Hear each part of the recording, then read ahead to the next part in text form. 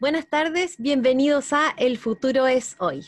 Tenemos, como siempre, temas que esperamos que a ustedes les interesen, pero que nosotros creemos que es muy importante que ustedes tengan en consideración. Hoy, en primer lugar, tenemos de invitada a Gabriela Garnam. Ella es gerenta general de la Asociación Gremial de Dispositivos Médicos de Chile, ADIMECH. Y bueno, en el segundo bloque sí vamos a tener a nuestra compañera de trabajo, periodista Paola Patiño. ¿Cómo estás, Gabriela? Muy buenas tardes, muy bien, gracias. ¿Y ustedes? Bien, pues muchas gracias. Aquí estamos esperando poder hablar de este tema, que es la Ley de Fármacos 2, que yo como periodista la vengo siguiendo hace un par de años ya y todavía está en discusión en qué fase está esta ley. Bueno, primero hablemos de qué se trata esta ley, porque quizás muchas personas no saben de qué se trata. Ay, Gabriela, parece que se nos congeló ahí. Estamos conversando sobre la ley de fármacos 2, una ley que se ha demorado ya algunos años. Ahí sí, Gabriela, cuéntanos de qué se trata la ley de fármacos 2. Congreso desde el 2015, ¿ya? Esta ley tenía por intención regular la integración vertical y farmacéutica. En algún minuto, a comienzos del año pasado, se agregó la regulación de dispositivos médicos como parte de la ley, eh, porque no se podían tener tantas prioridades legislativas, y se incorporó a este proyecto de ley la regulación de dispositivos médicos, que no estaba en su fase inicial de discusión. ¿Mm? Como su nombre lo dice, es una ley de fármacos 2 que busca regular la integración vertical hacia farmacias y productores y regular fármacos. Nosotros un poco, dispositivos médicos, ANSIA ya esperado y la Asociación Gremial hace tiempo que está trabajando con las autoridades para poder contar con una regulación acorde a estándares internacionales y a la realidad de lo que el país necesita, y nos encontramos con este proyecto de ley que está en su fase final, es lo que entendemos, está en discusión en la comisión mixta, luego de haber pasado por la Cámara de Diputados, o sea, senadores, que fue donde se presentó el proyecto, pasó por la Cámara de Diputados, volvió a la Cámara del Senado y ahora está en una comisión mixta. Estaría en la última fase de discusión. La mayoría de los temas de dispositivos médicos en general ya han sido votados. Lamentablemente una ley muy esperada no es lo que no está saliendo acorde a los estándares internacionales. Tendremos que aprender a vivir con ella. No es lo que esperábamos, pero bueno, uno no siempre obtiene lo que espera. Lo Claro. importante es que podamos seguir trabajando con la autoridad para que en algún minuto Chile pueda llegar a tener estándares internacionales y hoy día todo el mundo, todos los países desarrollados, incluso las economías, tanto de Occidente como de Oriente, van hacia las instancias de regulación internacional que son consensuadas. Mm. O sea, la FDA sacó una ley recientemente donde Estados Unidos no va a tener regulación propia, sino que va a adaptar o adoptar los estándares internacionales, porque el costo y la burocracia que significa poder dar seguimiento a una regulación propia es demasiado alto para una industria que tiene una renovación tecnológica muy rápida, que es muy diversa y que es muy compleja, Claro. a Ahora, diferencia ¿mm? de la otra industria. Claro, ahora la ley de fármacos 2, tengo entendido que es esta ley que permite, por ejemplo, vender las cápsulas o digamos, los comprimidos de a uno, ¿no es cierto? No tener que vender la tira completa. Eso por un lado los fármacos, ¿no es cierto? Mira, Lo que perdón, sigue nomás María Pastora. es así, ¿no es cierto? O sea, por un lado son los fármacos. La verdad es que la ley regula muchos temas de la industria farmacéutica. Yo no he hecho seguimiento acotado a cada uno de ellos, ¿ya? Ujú. Se regula el etiquetado, el rotulado, la forma de comercialización, tiene muchísimos temas que son muy propios de la industria farmacéutica. ¿Ya? Hay un capítulo que es el 111, que tiene directa relación con dispositivos médicos. Lamentablemente, en otras partes de la ley se ha ido incorporando dispositivos médicos junto con alimentos nutricionales, como en un saco. Claro, Sin eso te iba a decir, las por diferencias entre todos, porque no, un suplemento nutricional, un dispositivo médico y un fármaco son cosas completamente diferentes. claro, te iba a decir, por otro lado, nada que ver, o sea, como que van como por carriles distintos y una discusión de una ley que tiene tantas variables, tantas cosas, me da la impresión de que, claro, y aparte lo más efectista, que es por lo que con lo que uno se queda, y que en realidad es bastante necesario, es que, claro, si a uno le dan un remedio, que a mí me pasó, que por ejemplo, que una caja que vale 90.000 pesos, y resulta que a uno le dan no sé, 30 comprimidos, y resulta que uno se tiene que tomar 20, a uno le duele la guata pagar 90.000 pesos, y se le van a quedar los 10 comprimidos dando vueltas. Pero por otro lado, me pasa también que la ley de fármacos 2, por ejemplo, regula dispositivos médicos que muchas veces son de vida o muerte. O sea, de verdad es una ley que regula dispositivos médicos. Por favor, danos algún ejemplo gráfico de lo que podría significar para la vida de una persona que uno de estos dispositivos esté regulado, por favor. O sea, hoy en día el no tener un mercado regulado lleva en el fondo a que cualquier persona haciendo un trámite simple en el Instituto de Salud Pública, que se llama Certificado de Destinación Aduanera, pueda importar cualquier dispositivo médico de cualquier parte del mundo y comercializarlo, porque no hay regulación, salvo un grupo muy acotado que no va más allá de 15 dispositivos médicos que están controlados, que son las jeringas, los preservativos, los guantes, las agujas, etcétera. Eh, los dispositivos médicos como un marcapaso, un stent, un equipo de rayos X, un ecógrafo o un escáner no tienen regulación, ¿ya? Mm. Y eso, también hay algunos dispositivos de diagnóstico in vitro que también son considerados dispositivos médicos. Hay un grupo menor que sí está regulado, que son los que se hacen las pruebas en los bancos de sangre, pero hay una gran gama que no está regulado. Y eso significa que el ISP no tiene la potestad de poder fiscalizar qué pasa con esos dispositivos en médico en el país. Hoy día la responsabilidad está en el que compra. Quiere decir que si yo necesito un marcapaso, me pueden poner un marcapaso chino y yo no me doy cuenta de la calidad del marcapaso que me están poniendo. Más que mira, si es chino, japonés, o Estados Unidos, Por alemán, como graficar lo algo, ¿no? único, sí, porque hay que ser importante porque en realidad la Claro, calidad no está asociada al país de al origen, país. Si no, claro, si es malo asociado o bueno en al el fondo. proceso de certificación de calidad. Claro. Te pueden poner un dispositivo médico que no tenga ninguna certificación de calidad, y eso es así, Qué ¿ya? Porque el que problema. compra la institución o ya sea la clínica, el hospital, quien sea, es el que debe velar por la calidad. Claro. Si esa persona no tiene la suficiente información o la formación necesaria, puede que contemple características que no sean relevantes para la calidad del producto y otras que sí sean relevantes y que no las contemple.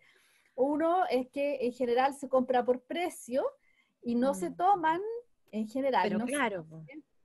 no se toman en consideraciones todas las certificaciones de calidad que son estándares internacionales. A nivel mundial existe un instituto que en inglés sus siglas son IMDRF, ¿ya? Que este instituto trabaja con la OMS, es un instituto sin fines de lucro que conlleva a los países que tienen agencias regulatorias de alta vigilancia sanitaria, a todos los grandes países del mundo, y son comités de expertos que discuten sobre los estándares que deben cumplir los dispositivos médicos, y ellos hacen una bajada, y las agencias adoptan estos estándares internacionales a su regulación local. ¿Ya? Claro que sí. Otra vez, esta industria va a una velocidad muy rápido. El ciclo de vida de un dispositivo médico hoy día se piensa que es de 18 a 24 meses. ¿Ya? La torvastatina existe desde cuando estaba mi abuelito, cuando nació mi abuelito. ¿Ya? Y hoy día sigue siendo la misma torvastatina. En cambio, el marcapaso o el stent ha tenido 5, 6, 7, 10, 20 generaciones entre medio. La renovación tecnológica es muy rápida. Claro que sí. Por lo tanto, ¿se requiere regulación? La pregunta es sí, se requiere regulación. De los pocos países del mundo hoy que no tienen regulación, está Chile. Wow, y nosotros que nos jactamos de que, que somos tecnológicos, que no sé qué, y estamos al debe. ¿Qué es lo importante? Que justamente Chile, al no tener regulación, está acostumbrado a tener primera línea de tecnología. Entonces, en el mundo ideal, queremos tener regulación, pero que esta no sea una regulación burocrática que frene el ingreso de la innovación tecnológica que aporte beneficios a la salud de las personas en el país. Perfecto. Estamos conversando con Gabriela Garnham de Adimech, que ella es gerenta general de la Asociación Gremial de Dispositivos Médicos de Chile. Gabriela, bueno, también hay una temática que quería conversar contigo respecto a las visitas médicas, los visitadores médicos, que ustedes también la han planteado y que también es importante. Cuéntame de qué se trata esta problemática que ustedes quieren también visibilizar. Mira, la verdad es que hoy día, como está redactada la ley, ¿ya? Nos involucra en el acto de la visita médica. La industria de dispositivos médicos no hace visita médica.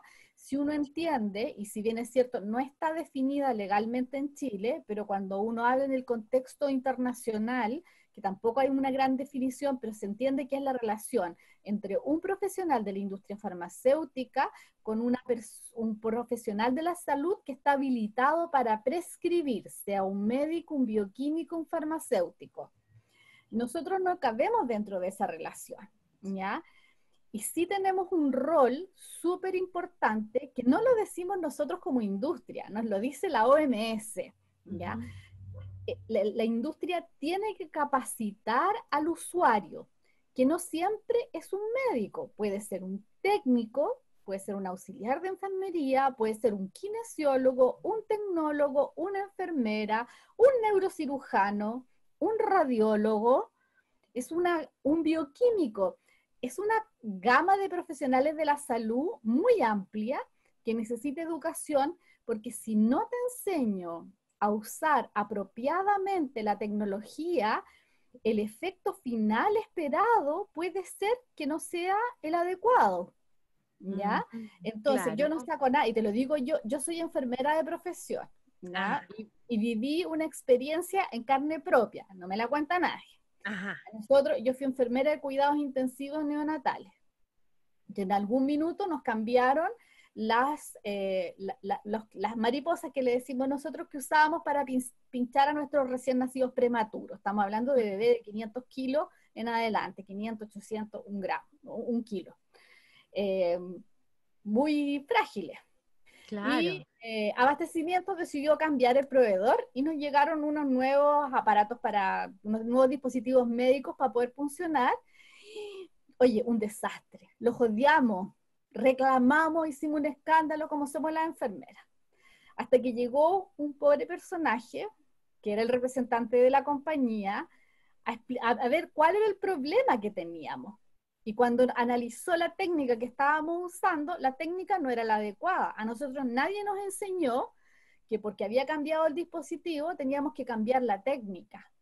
Una vez que cambiamos la técnica de punción, oye, duraba muchísimo más, pinchábamos mucho menos, se nos solucionaron un montón de problemas, Por eso, esa relación que hay entre el que diseña el producto y sabe cómo se debe usar, el usuario que tiene que aplicarlo y el paciente es súper crítica.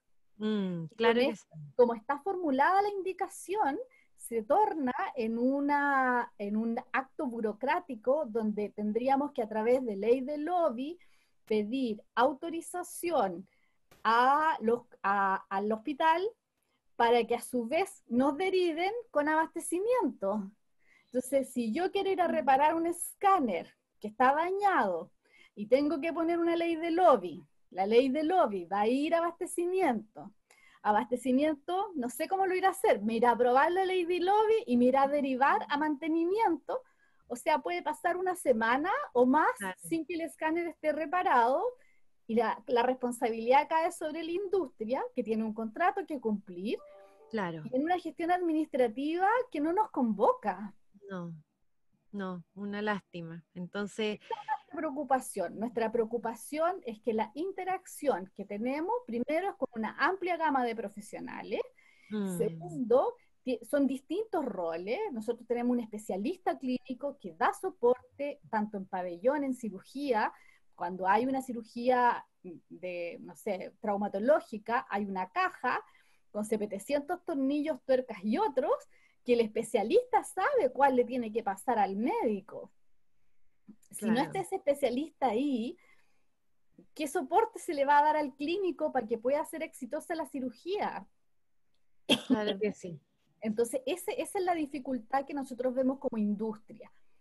Entendemos que se quiera de alguna manera establecer un esquema transparente de relación, ¿ya? Y no estamos en desacuerdo con transparentar las relaciones, pero no poner burocracia y entorpecer la labor, porque es una labor muy propia de la industria. Claro que sí. Bueno, estamos conversando con Gabriela Garnam de Adimed. Ella es gerenta general de la Asociación Gremial de Dispositivos Médicos de Chile. Vamos a escuchar un tema musical y de vuelta seguimos conversando de la Ley de Fármacos 2, que lleva años en el Congreso, más media novedad, pero bueno, estamos viendo cuáles son sus problemas y sus virtudes también, pero es necesario hacerle un par de cambios y ella está contándonos cuáles son.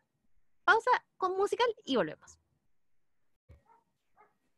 Seguimos conversando con Gabriela Garnam de Adimed, la Asociación Gremial de Dispositivos Médicos de Chile, y a la gerenta general. Estamos hablando de la Ley de Fármacos 2, una ley demasiado amplia quizás porque habla de fármacos, pero también de dispositivos médicos. Ella nos estaba hablando de los dispositivos médicos y los problemas que tiene esta ley respecto justamente a la regulación de ellos. Bueno, Gabriela, ¿qué los han escuchado en el Congreso? ¿Cuál ha sido la apertura que han tenido los honorables al respecto? Porque veo que hay muchos flancos abiertos y la verdad es que son temas literalmente de vida o muerte. Mira, la verdad, hemos sido recibidos. Yo tuve la oportunidad de presentar en la comisión del Senado. Qué bueno.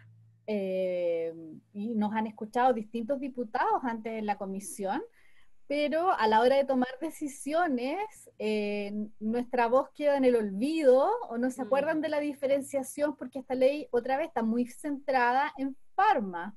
Entonces como que dispositivos médicos no alcanza a tener la relevancia para el otro impacto que es la ley, que su core, su corazón, su título y toda su discusión se centra en la industria farmacéutica. Uno de los temas, por ejemplo, que discutimos que se presentó en la Comisión de Salud del Senado fue los plazos de implementación. Estamos hablando de regular más de 2 millones de dispositivos médicos y el plazo que se aprobó fue de 6 meses una vez promulgada la ley para que el Instituto de Salud Pública cuente con un reglamento y 6 meses más para registrar. Cuando yo la última vez que pedí información a través de transparencia al Instituto de Salud Pública para poder entender un poco, habían más de 2.200 empresas que importaban dispositivos médicos. Son más de 2 millones de dispositivos médicos y los queremos regular en 12 meses y en medio de una pandemia. Claro, ahora peor. O sea, nosotros estamos súper afectados por los temas que tienen que ver con la contingencia de COVID-19, Mm, porque ha habido una necesidad de poder responder en distintos ámbitos. Y hoy día también nos vemos enfrentados a lo que significa los pacientes no COVID que requieren atención y que pero no los claro. podemos dejar de lado. Entonces, hay un esquema de una necesidad urgente de atender las necesidades de salud de la población, sin dejar de lado la preocupación de la contingencia de una pandemia, y ahora hay que empezar a trabajar para pensar en que hay que registrar, que, ok, nos prepararemos, registraremos todo, pero ¿cómo está preparada nuestra autoridad sanitaria para ese proceso? ¿Qué tan robusta está nuestra autoridad para hacerse cargo del proceso y cuáles son los tiempos de respuesta que vamos a tener? Son preguntas que hoy día no tienen respuesta y que generan incertidumbre. Gabriela, ¿y qué podemos hacer nosotros como ciudadanos de a pie? ¿Qué podemos hacer nosotros para poder ayudar desde acá, desde nuestro lugar? Digamos que no podemos tomar decisiones en el Congreso. ¿Qué podemos hacer? ¿Qué crees tú que podemos apoyar? Yo creo que es importante que todos los ciudadanos de a pie primero entiendan la diferencia, que existe esta industria de dispositivos médicos, que hoy día es desde el test que compro en la farmacia para ver si estoy embarazada, que la toallita higiénica, ¿ya? El termómetro, así también el escáner, el equipo del laboratorio, el marcapaso, son dispositivos médicos. Entonces, uno de ciudadano de a pie, a mí si me van a poner un dispositivo médico, por lo menos me gustaría saber quién se preocupó en un país no regulado de entender que tiene algún grado de calidad, por un lado, ¿ya? Segundo, entender que esta industria no es la industria farmacéutica, que tiene una forma de trabajar distinta. ¿Mm? Y por último, hacerle ver al ejecutivo, o sea, al legislativo en este caso, de que al ciudadano de a pie los dispositivos médicos hoy día, por primera vez post pandemia, nos importan, Ujú, porque nos claro que importan los sí. ventiladores, nos importan las bombas de infusión, Claro. hace un año atrás a ti te hablaban de un ventilador y no tenías idea lo que era, con suerte. Menos que se reconvertían de, no sé, de los de que se usaban para anestesia, no sé qué, jamás, o sea, en la vida. Sí. Aprovechando que hoy día hay más conciencia, entender que toda esta industria se llama la industria de dispositivos médicos. No Ujú, son insumos médicos, no son equipos médicos, tienen un nombre, están ujú, regulados a nivel internacional, y que nosotros como país no necesitamos descubrir el hilo negro, lisa y ujú. llanamente tomar buenas prácticas de regulación, tomar los ejemplos de países que ya han pasado por este proceso y rescatar lo mejor, porque cada país ha tenido su proceso de aprendizaje, rescatar lo mejor de cada uno y ponerlo en práctica. Yo Ujú. creo que para el ciudadano de a pie, preocuparse hoy día de que además del fármaco, hay otros elementos que son los dispositivos médicos que también contribuyen en mi salud, es importante. Ahí hay una pequeña salvedad, que están los elementos de protección personal, que hoy Ajá, día están muy de moda porque la sí. mascarilla, ya, por ejemplo, una N95 es un elemento de protección personal. Una mascarilla quirúrgica es un dispositivo médico, Ajá, ya, muy ¿ya? distinto. Lo otro que te iba a preguntar, y por último, para cerrar, debiera uno sospechar, porque hay lugares donde las cirugías son muy baratas. eh, ¿Será que ellos ahorran en esto, por ejemplo, en dispositivos médicos? No sabría darte esa respuesta. Yo creo que ahí lo que hay que hacer es preguntar por la calidad, preguntar por sus procesos de calidad en general, no solo de los dispositivos médicos, eh, porque no siempre, o sea, no hay que asociar calidad con costo, ¿ya? Perfecto. Calidad tiene que ver con un concepto mucho más amplio. Mm. Sí es importante poder entender cómo se ejecutan los procesos, qué validaciones hay de por medio, y finalmente decir que en el fondo hay que velar por los resultados. Exacto, exacto. Bueno, quiero agradecer enormemente a Gabriela Garnam de Adimet, gerenta general de la Asociación Gremial de Dispositivos Médicos de Chile, que nos ha dejado pero clarísimo sobre la ley de fármacos 2 y su capítulo de dispositivos médicos. Así es que ya saben, ya usted puede hacer algo, aunque no esté en el Congreso, puede hacer. Pregunte, infórmese, que así se va a empoderar. Gracias, Gabriela, por haber estado con nosotros en El Futuro es Hoy de Meridional Radio 100.9. Muchas gracias, María Pastora, que estén muy bien. Igualmente, vamos a una pausa musical y volvemos con La Colonia de Pingüinos. Sí, también hay que saber.